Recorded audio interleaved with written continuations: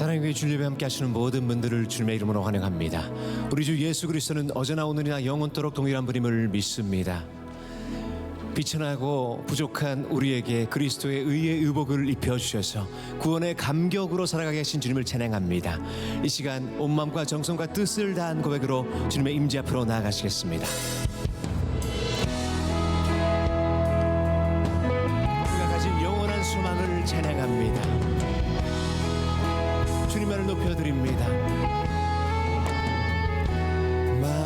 만왕의 왕 내 주께서 왜 고쳐당했나 이 벌레 같은 날 위해 그 보혈 흘렸네. 십자가 내가 처음 볼 때에 나의 맘에 큰 고통 사라져. 오늘 믿고서 내 눈 밝았네. 참내 기쁨 영원하도다. 이 기쁨을 찬양합니다. 이 시간 2절로 고백합니다. 주 십자가 못 박힘은 속죄야 아닌가. 그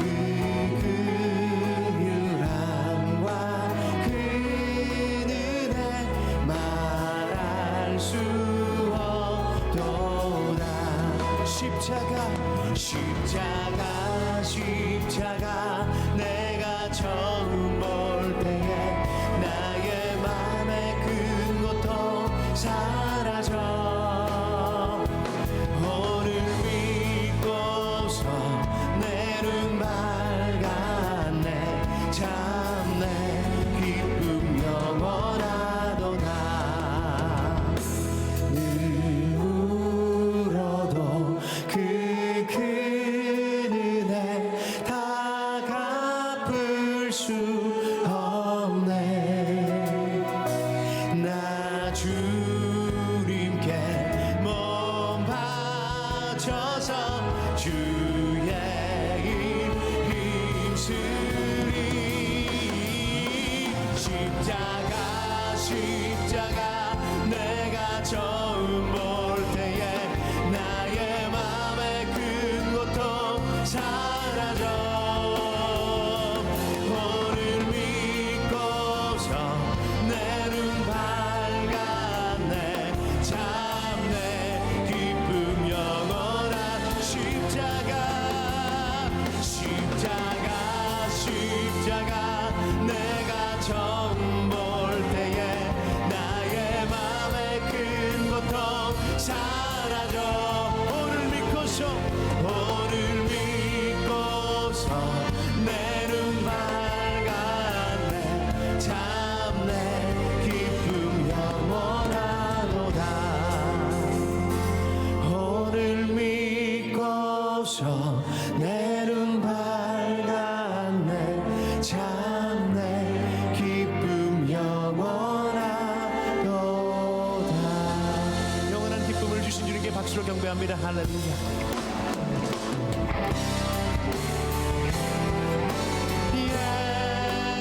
예수는 그리스도,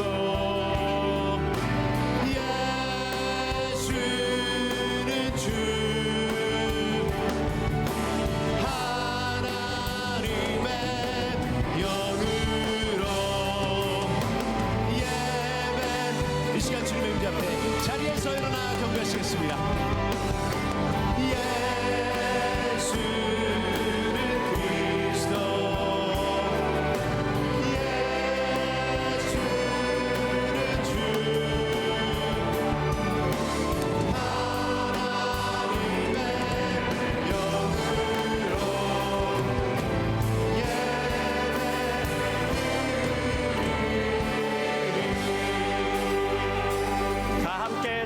아버지를 노래 부르시면서 영광스러운 하나님 보좌로 나아가겠습니다. 창조의 아버지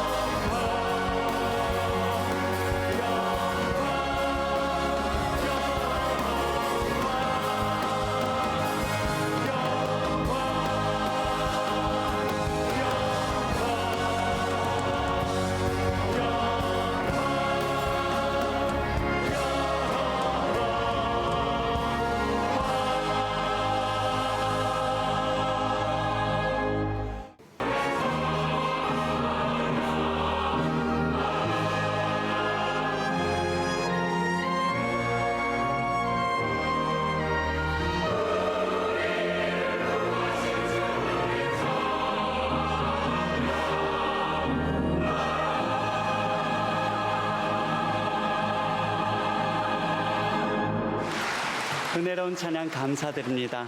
이제 다 함께 성경 말씀을 봉독하시겠습니다. 오늘 우리에게 주시는 하나님의 말씀은 로마서 4장 1절부터 8절까지의 말씀입니다. 제가 가지고 있는 성경은 신약성경 244페이지입니다. 로마서 4장 1절부터 3절까지의 말씀은 저와 교독하시고 마지막 7절, 8절 말씀은 다 함께 읽겠습니다. 먼저 로마서 4장 1절 말씀부터 제가 먼저 읽겠습니다. 하나님의 말씀입니다. 그런즉 육신으로 우리 조상인 아브라함이 무엇을 얻었다 하리요? 만일 아브라함이 행위로서 의롭다 하심을 받았으면 자랑할 것이 있으려니와 하나님 앞에서는 없느니라. 성경이 무엇을 말하느냐? 아브라함이 하나님을 믿음에 그것이 그에게 의로 여겨진 바 되었느니라. 이어서 7절 8절 다 함께 있습니다. 불법이 사함을 받고 죄가 가려짐을 받는 사람들은 복이 있고 주께서 그 죄를 인정하시 아니하실 사람은 복이 있도다 함과 같으니라. 아멘. 거룩한 기대감을 갖고 나온 모든 분들, 메마른 인생길이라 하더라도 영혼의 봄동산을 경험할 수 있기를 바랍니다. 저는 오늘 말씀의 제목을 성경은 무엇을 말하는가 계속 이어져 로마서 강의인데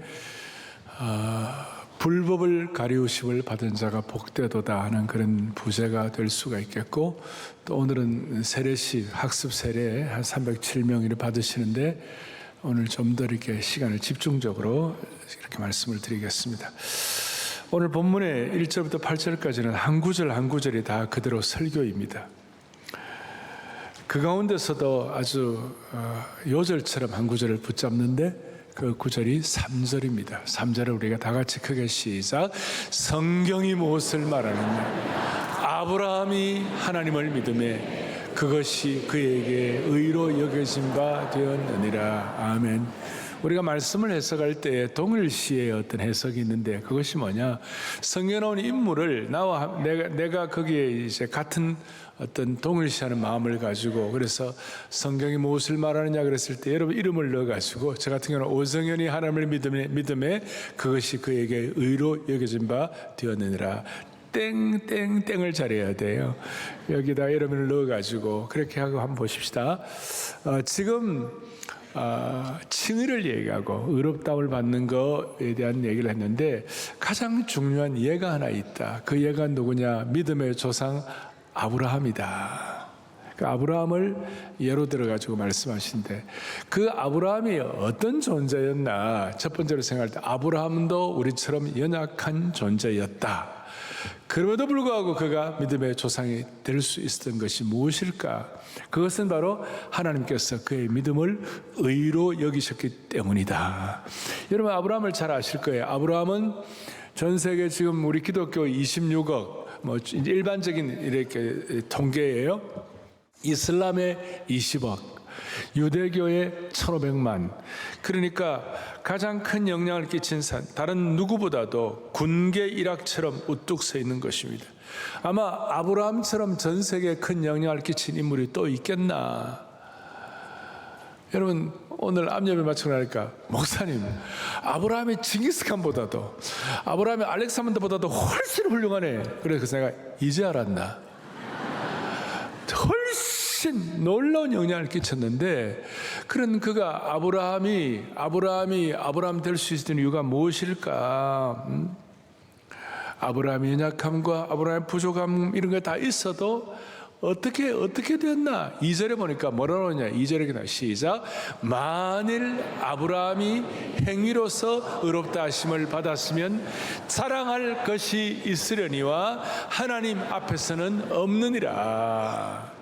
그 뒤에 이제 나중에 다윗이 또 나옵니다만 6절 7절 다윗이 나옵니다만은 일한 것이 없이 의로하게 받으면 그거는 진짜 은혜이고, 그런데 자기가 일했다고 생각한 사람은 그것이 싹스로 이고, 그러니까 선물로 은혜로 안 받는다는 거예요. 근데 아브라함 같은 사람도 하나님께서 그를 의로 여기셨다. 여러분, 아브라함이 완벽한 것 같지만 아브라함이 어떤 연약함을 갖고 있었습니까? 우리가 잘 아는 대로 거짓말도 반복해서 하고 그 에집트에 내려갔는데 아브라함의 아내 사라가 미스 이스라엘이에요. 너무 이뻐요.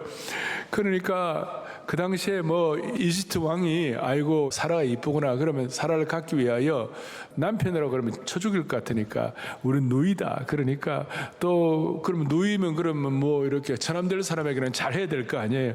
그럼 막 잘해주는 거예요. 거짓말하고. 또 그런 일들이 또 언제 있어. 나중에 그랄 왕 아비멜렉이라고 있었는데 아비멜렉에 또 그랄에 가니까 그래 또 거짓말을 하는 거예요. 똑같은 게 또 반복이 되는 거예요. 무엇보다도 가장 큰 심각한 것은 사라가 당시에 자식이 없는 것은 심각하니까, 자식이 없으니까 사라가 이제 여종 하가를 취하라. 하나님은 약속의 자식을 주신다고 그랬는데 그걸 못 믿고 그래 그냥 그대로 이제 그 말 듣고 했다가 이스마엘이 태어나갖고 지금도 시끄러워요. 우리와 똑같이 연약하고 똑같이 부족한 점이 있고 똑같이 약점이 있고 어떻게 보면 경건하지 않은 그런 약점이 있었어요. 그래서 이런 내용을 앞에 놓고 폭탄처럼 말씀하시는데 아주 강력하게 3절에 뭐라고 말하냐? 3절에 성경이 무엇을 말씀하느냐? 그리고 3절 뒤에 이렇게 말씀하는 것이 아브라함이 하나님을 믿음에 그것이 그에게 의로 여겨진 바 되었느니라.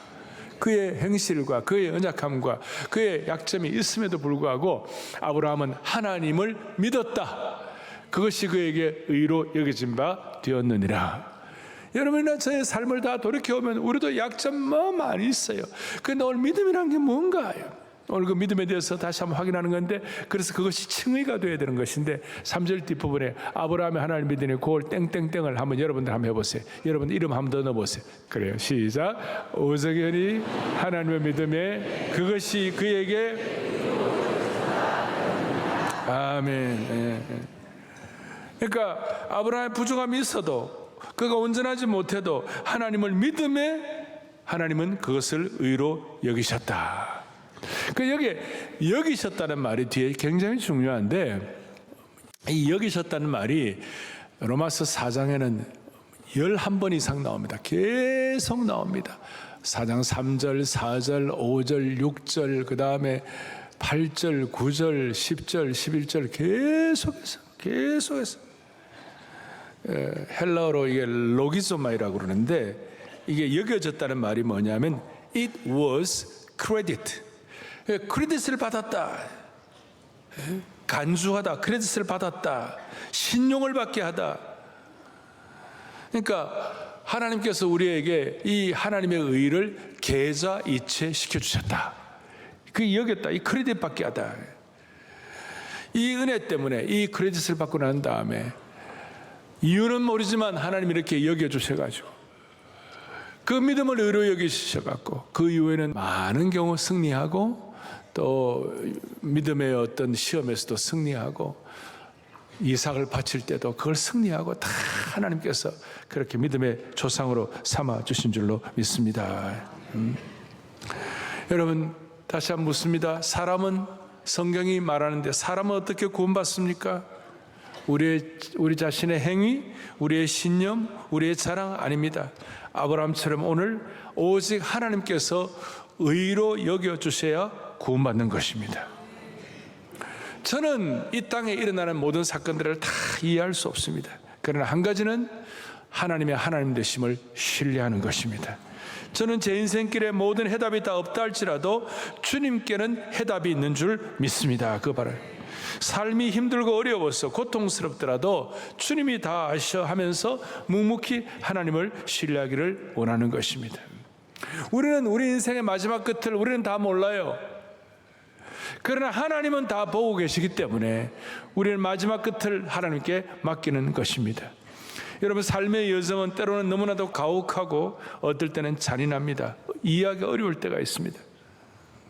그런데 주님을 신뢰하고 믿음을 가진 사람은 결국은 마지막은 하나님께 승리하게 하시는 것을 믿기 때문에 과정을 다 몰라도 주님을 신뢰하는 것입니다. 우리가 나이가 들어갑니다. 몸이 연약해질 때도 있고 인생의 어두움도 있고 영혼이 연약해질 때도 있습니다. 그럴 때도 한결같이 하나님을 신뢰하는 것입니다.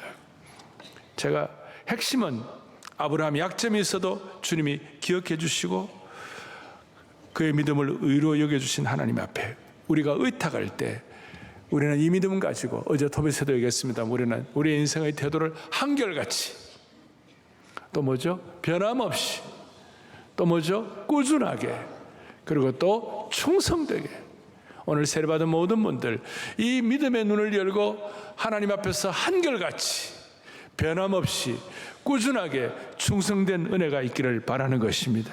이 믿음의 길을 누가 대신 가져올 수 없어요. 여러분들이 받아야 되는 것이에요. 자, 아브라함이 보이지 않는 하나님을 어떻게 이렇게 신뢰할 수 있었는가? 그 앞에 조금 더 우리 들어가면 오늘 이 내용은 창세기 15장에 있는 내용을 가져온 거예요. 창세기 15장 6절에 있는 내용을 그대로 3절에 다시 반복한 똑같은 내용인데 헬라어로 번역한 septuagint 70인역을 썼기 때문에 좀 달라 보입니다만은 똑같은 내용이에요. 똑같은 내용인데 창세기 15장 1절에 하나님 뭐라고 말씀하셨나? 아브라함 보고 나는 너의 방패요 너의 지극히 큰 상급이다 그랬어요. 하나님의 방패고 하나님의 상급이다 그랬는데 아브라함의 현실은 그 당시 아까 말씀한 대로 자식이 없으면 이게 현실이 좀 방패와 상급이 별로 의미가 없어요. 그러니까 3절에 15장 3절에 아브라함이 뭐라고 하죠? 주께서 내게 씨를 주지 아니하셨으니 자식도 없는데 입이 쑥 나왔어요. 자식도 없는데 그런 상황에서 아브라함이 여호와를 믿으니 6절에 여호와께서 그것을 의로 여기셨다. 중요한 것은 환경은 변화가 없었어요. 자식이 태어난 것도 아니었어요. 현실은 그대로였어요. 그런데 환경에 변화가 없었지만 이유를 모르지만 아브라함이 하나님을 믿었어요. 오늘 이것이 저와 여러분의 중요한 것이에요. 우리가 살다 보면 다른 거 믿어보면 다 헛된 건 나중에 다 알게 되어 있는 것입니다만은 하나님께서 아브라함에 보신 것은 그의 행위도 그의 성취도 그의 결과도 그의 인격도 아니었어요.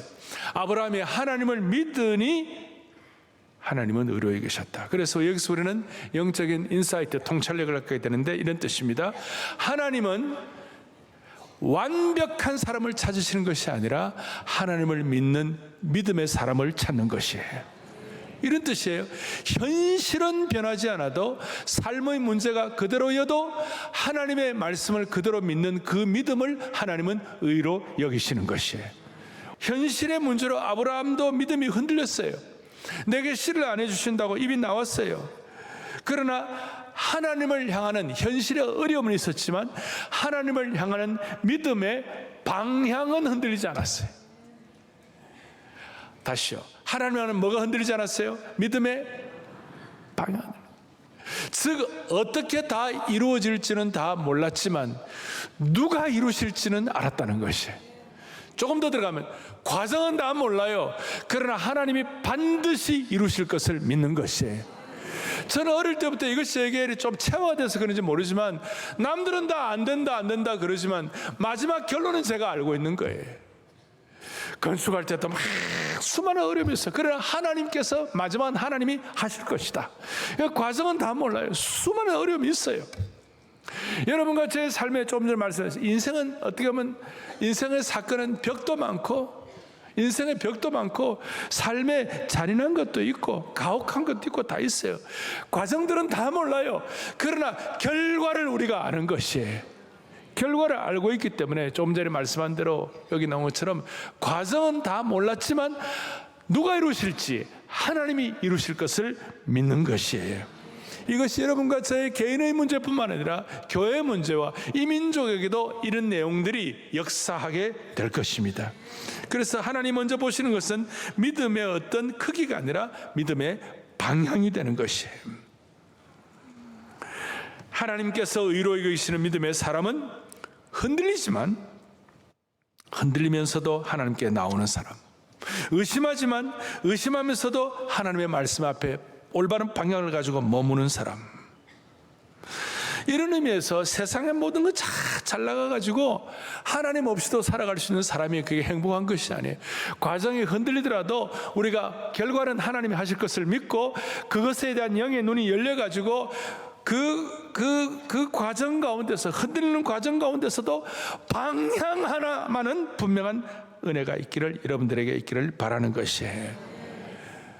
인생은 제가 잔인한 인생이 많다 그랬어요. 여러 해 전에 우리 교회에 그런 일이 있었어요. 예수님 잘 믿는 분이신데 아버지인데 돌아가셨어요. 교통사고로 돌아가셨어요. 티네이저 딸들을 두고 돌아가시는 거예요. 그러니까 돌아가시니까 그 딸들 가운데 그래도 한 딸은 믿음을 지키는데 한 딸은 시험 들어버렸어요. 아내도 시험 들어버렸어요. 이런 일이 있을 수가 있겠는가? 많은 일들이 일어나요. 여러분들과 우리 사이에 이해되지만 않는 벽과 같은 그런 딱 막힌 일들도 많이 있어요. 그런데 한 가지 우리가 알아야 할 것은 뭐냐? 그럼에도 불구하고 방향은 바로 잡아야 되는 것이. 우리 하나님은 자주 중간 과정을 생략하시고 미래를 현재로 끌어와서 한 걸음 한 걸음 주님 앞에 걸어가도록 만들어 주시는 것이, 주님을 닮아가도록 만드는 것이.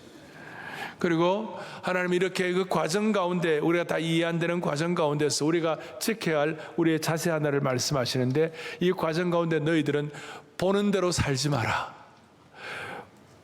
우리가 보는 대로 살죠. 눈에 보이는 과정에 나타나는 수많은 눈에 보이고 느끼는 그대로 살지 마라. 고린도후서 5장 7절에 고린도 교회를 향해서 하시는 말씀이었어요. 다 같이 읽겠습니다. 이는 우리가 믿음으로 행하고 보는 것으로 행하지 아니함이로다. 아멘. 우리의 삶의 타락의 본질은 보는 것으로 사는, 눈에 보이는 대로 사는 거예요. 눈에 보이는 대로 반응하는 거예요. 여러분, 눈에 보이는 대로 사는 삶은 믿음으로 사는 삶이 아니에요. 우리는 눈에 보이지 않는 것을 보는 삶이 중요한 것입니다. 그래서 어떻게 하면 우리가 보는 것으로 행하지 아니하고 믿음으로 행할 수 있을까? 우리가 환경이 아니라 살아계신 하나님을 신뢰하기 위해서 우리의 의지와 결심만으로 안 되는데, 핵심은 뭐냐? 우리의 시선이 바로 잡혀야 되는 거예요. 우리의 시선이 바뀌어야 되는 거예요. 그러니까 우리의 시선이 바뀌지 않으면 일시적인 신앙으로 끝날 뿐이에요. 여러분, 머리로만 알아도 마음에 따르지 않을 때 어떻게 하면 좋겠는가? 어떻게 우리의 시선을 바르게 할 수 있겠는가? 고린도서 4장 18절에 뭐라고 말씀하는가? 다 같이 보겠습니다. 보이는 것은 잠깐이요 보이지 않는 것은 영원함이로다. 할렐루야. 보이는 것은 잠깐이에요. 다 지나가는 거예요. 다 허망한 것이. 나이 들어보세요. 건강도 쇠약해지고 저 사람 없으면 죽을 것 같은 그런 관계도 다 바뀌는 거예요. 인생은 다 그런. 그러니까 보이는 대로 살아가는 사람 살면 안 돼. 믿음으로 살아야 되는데. 나이가 들면 다 쇠약해진다고. 나이 들어보세요. 70, 80 다 들면요, 국영수가 있어요. 뭐냐? 첫째, 눈이 나빠져. 그게 국어야. 그 다음에 뭐냐? 이빨이 다 치통이로 다 나빠져. 그게 뭐냐? 영어야, 영어. 나머지 수학은 뭔지 말 안 해요. 다 인생 나이가 들면요, 뭐 이도 약해지고 눈도 약해지고 귀도 약해지고. 연약해지는 거예요. 그런 인생, 아름다움도 나이가 들면 사라지고 건강도 쇠약해진다고 그랬어요. 그런데 우리는 이런 인생의 과정들, 보이는 것대로 살지 아니하고 보이지 않는 것에서 눈을, 그래서 늘 말씀대로 이 땅에 사라질 일시적인 것에 인생을 낭비하지 아니하고 영원한 것을 위해서 볼 수 있는 그런 축복을 주시기를 바라는 것이에요. 자, 지금 저는 아브라함도 연약한 사람이었다. 그런데 아브라함은 결국 보이지 않는 것을 보는 눈이 열려 있다. 그래서 믿음은 방향이다. 믿음은 눈을 새롭게 하시는 것이다. 그러면 보이지 않는 것 가운데 최고로 중요한 것이 뭘까? 보이지 않는 것 같은 가장 소중한 것이 무엇일까? 소위 복음의 핵심인데 6절에 뭐라고 되어 있어요? 일한 것이 없이 하나님께 의로 여기심을 받는 사람의 복에 대해 누가 말합니까? 다윗이 말해요. 다윗이 뭐라고 했느냐? 7절 8절에 뭐라고 얘기하는가? 불법이 사하심을 받고 죄가 가리워짐을 받는 사람은 복이 있고, 8절 주께서 그 죄를 인정하지 아니하실 사람은 복이 있도다 함과 같으니라. 여기 지금 6절에 보니까 다윗을 소환했어요. 아까 아브라함을 소환했어요. 일한 것이 없이, 여러분, 일한 것이 일해가지고 돈 받는 것은 그건 보수로 받는 거예요. 그래, 일해가지고 뭘 얻으면 그걸 삭스로 여겨요. 그 삭스를 여기는 사람은 그걸 뭡니까? 그걸 뭐 기뻐하잖아요. 뭐 당연히 삭 받는 건데. 그런데 일한 것이 없이 하나님께 의로우심을 받는 사람의 복. 다윗도 따지고 보면 뭡니까? 그가 목동으로 있고 그 아무것도 아닌 존재인데 하나님 그를 불러가지고 이스라엘의 성군으로 삼으시고 다윗 왕국의 조상으로 삼으셨는데, 그렇게 이런 뜻이에요. 바울이 오늘 증명하고자 한 것은 이스라엘 사람들이 최고로 여기는 사람이 두 사람이에요. 한 사람은 아브라함이고 한 사람은 다윗이에요. 그래서 마태복음 1장에, 마태복음은 이스라엘 사람들을 위하여 쓴 복음서예요.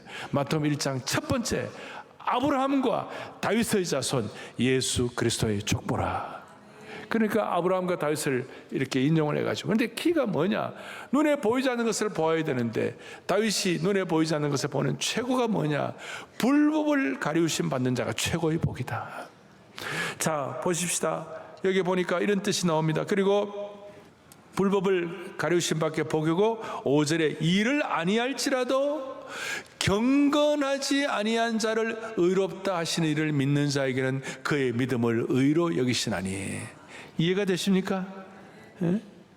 일을 아니할지라도 믿음으로 의롭다 하심을 받는 자에게는 이게 삭이 아니라 보수가 아니라 선물이 된다는 것이. 그러니까 삭과 보수는 우리가 받아 마땅하지만 선물은 우리가 받을 자격이 없는데도 받는 거예요. 그러니까 오늘 여러분들이 의롭다함을 받는 것은 뭐예요? 선물이라는 것이. 다시 4절 5절 보세요. 그러니까 일하는 자는 그 삭시 은혜로 여기지 않고 뭐예요? 보수로 여기죠. 일을 아니하는 할지라도 경건한 자를 의롭다 하시는 이를 믿는 자는 그 믿음을 의로 여기신다. 이게 너무 감사하다. 이게 삭시 아니라 이거는 은혜이다. 따라서 5절은 복음의 핵심 중에 핵심으로 우리를 인도하게 되는 것입니다. 여러분, 말이 됩니까? 일하기 싫어하는 자는 먹지도 말라고 그랬는데, 그런데 일을 아니할지라도 세상에 공짜가 어디 있습니까? 제가 말하는 요지는 이 세상의 사고방식을 얘기하는 것이 아니에요.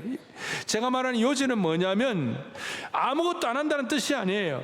하나님 앞에 의롭다함을 얻기 위해서는 내 행위로 구원받는 것이 아니라 내 행위를 내려놓는다, 이 뜻이에요. 그러니까 보수가 아니라 삭시 아니라 선물로 받는 것이에요. 그리고 이 내용은 세상적인 가치관을 얘기하는 것이 아니라 이것은 저와 여러분, 세상의 방식에 대한 일이 아니라 저와 여러분들의 영혼이 구원받는 일이에요. 이건 영적인 일이에요. 그러니까 영혼을 구원받는 것, 하나님의 의, 믿음, 영적인 일에 관해서만은 이 일을 여러분과 저의 행위가 거기에 역사하면 안 되는 거예요. 여러분들의 저와 행위가 일을 아니해야 하는 거예요. 영혼을 구원하는 일에서는 우리의 일과 행위가 작동이 되면 안 되는 것이에요. 하나님의 칭의만이 작동해야 되는 것이에요. 이거 뭐냐? 믿음과 신뢰는 전적으로 이걸 통해서 하나님을 의뢰하는 것인데, 이것이 바로 뭐냐? 이거 하나님을 의뢰하는 것인데, 이것은 마치 침대에 누울 때 내 모든 몸무게를 침대에 온전히 맡기는 것과 똑같다. 그럼 밤에 침대에 주무실 때 내 몸을 침대에 안 맡기려고 막 몸을 띄우는 거예요. 어째요 말해보려고 가볍게 해보려고 말이에요. 여러분 그게 됩니까? 그러면 불면증이에요. 불면증. 그 침대에다가 막 맡기는 거예요. 수술할 사람이 수술하기 들어가기 직전에 마취를 해야 되는데 마취 안 하고 안 해보겠다고 난리쳐면 그건 자기만 괴로운 거예요. 믿음이 똑같아. 수술 때에 내 몸을 맡기는 거, 침대 위에 내 몸을 누이는 거 똑같아. 우리가 할 수 있는 것이 없어요. 믿음으로 맡기는 것이에요. 우리가 할 수 있는 것이 있으면 그는 싹시 되고 그건 보수가 되는 것이. 우리가 할 수 있는 것이 없을 때 전적으로 맡길 때 그것이 믿음이 되고 그것이 의로 여기심을 받는 것입니다. 이거는 세상의 작동 방식이 아니라 하나님의 의의 작동 방식, 영적인 작동 방식이에요. 만약에 세상에는 유죄인 사람을 보고 판사가 무죄로 판정을 해버리면 무슨 일이 벌어지겠습니까? 그 판사가 아마 고소당할지 몰라요. 그런데 하나님의 방식은 다르다는 것이, 경건하지 않는 자를 의롭다 하시는 거, 이거는 참으로 역설적인 말씀이에요. 세상에서는 유죄인 자를 무죄라고 잘못 판결을 하면 판사가 비난받고 잘못하면 감옥 갈 수 있어요. 근데 하나님 왜 이렇게 하시는가? 중요한 이거예요. 우리는 모두가 다 내가 더 의롭고 더 그래야 하나님 앞에 나아갈 수 있다고 생각해요. 그러나 복음은, 구원받는 것은, 시작, 우리는 의로워져야 하나님께 나아갈 수 있다고 생각한다. 그러나 복음은 정반대로 하나님께 나아가면, 할렐루야, 하나님께 나아가면 뭐예요? 어렵게 된다. 이것이 복음의 기적이요, 복음의 은혜가 되는 것입니다. 이게 될 때 우리의 존재의 축과 삶의 엔진이 바뀌는 것이에요. 존재의 축이 바뀐다는 것은 자기 중심적인 축이 하나님 중심 축으로 바뀌게 되는 것이고, 내가 나를 어떻게 보느냐가 아니라 하나님이 나를 어떻게 보시느냐로 바뀌게 되는 것이고, 삶의 엔진을 바뀐다는 것은 여러분과 제 삶을 움직이는 동력이, 엔진이 뭐냐? 우리는 인정받고 싶고 즐기고 싶고 실패가 두렵고 버림받기 싫다는 이런 내용들이 우리의 삶의 동기가 되지 않겠어요? 그런데 하나님께서 나를 자녀로 삼으시고 나를 버리지 않으시고 나를 의롭게 하셨다는 사실 때문에 세례받는 분들, 두려움 대신에 담대함으로, 불안 대신에 자유함으로, 불평 대신에 지난번에 말씀한 감사로, 자격 없는 나를 어렵게 하시는 그 하나님의 은혜로, 삶의 기쁨으로 이 엔진이 딱 되어가지고 우리의 삶을, 경주를 걸어갈 수가 있는 줄 믿습니다. 이것이 우리의 삶의 라이프 스타일 가스펠이, 삶의 라이프 스타일이 되는 것이. 오늘 이 은혜가 여러분들 한 분 한 분에게 넘치기를 바랍니다. 정리합시다. 우리 하나님은 경건하지 않는 자를 믿음으로 어떻게 하신다고요? 의롭다 하신다. 우리 하나님은 의로운, 겉으로 볼 때 의로운 사람이든 아니면 사악한 사람이든 상관이 없어요. 우리 하나님은 착한 사람, 의로운 사람을, 착한 사람을 의롭다 하시는데 전문이 아니시고, 우리 하나님은 나쁜 사람, 경건하지 않는 사람을 의롭다 하시는데 전문이세요. 이해가 됩니까?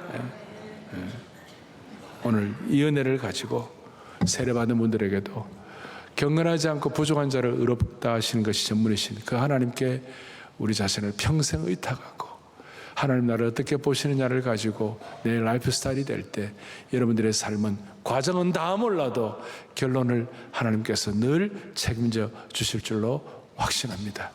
그리고 우리의 시선을 어떻게 바라보느냐, 우리의 방향이 중요하다고 해요. 믿음은 방향이 중요하다. 과정을 다 몰라도 방향이 중요한 거예요.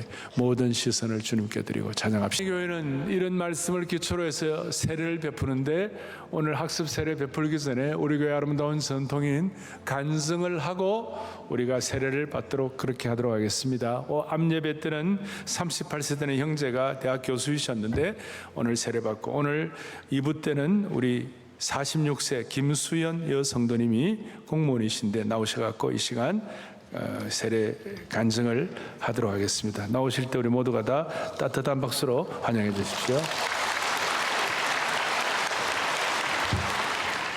저희 딸 주연이는 7살 때까지 선택적 한묵증을 앓았습니다.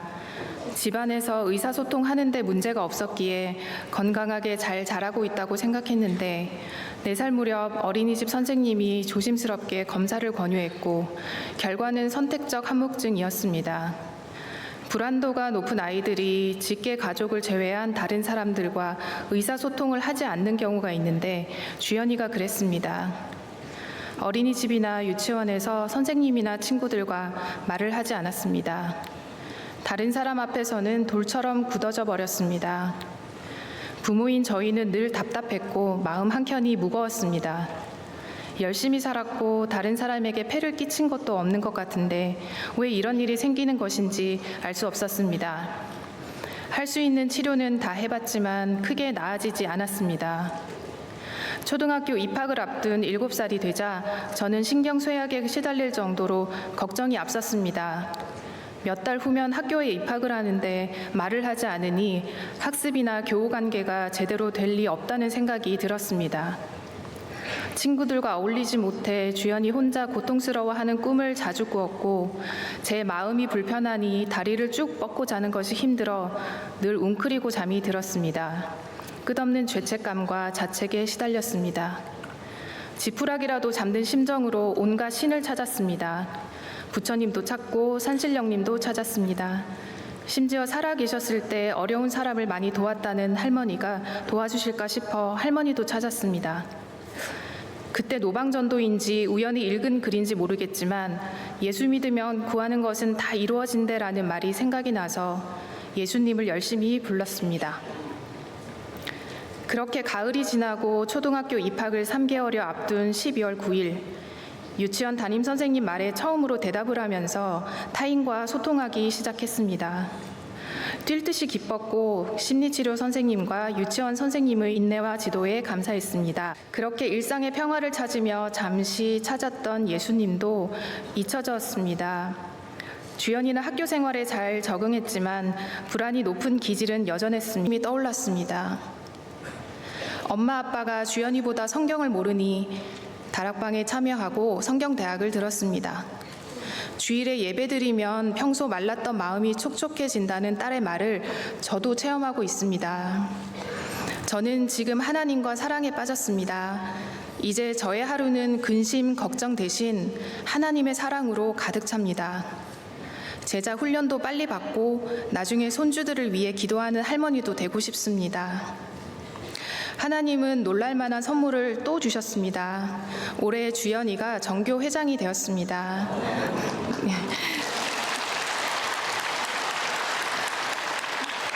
이 모든 영광 하나님께 올려드립니다.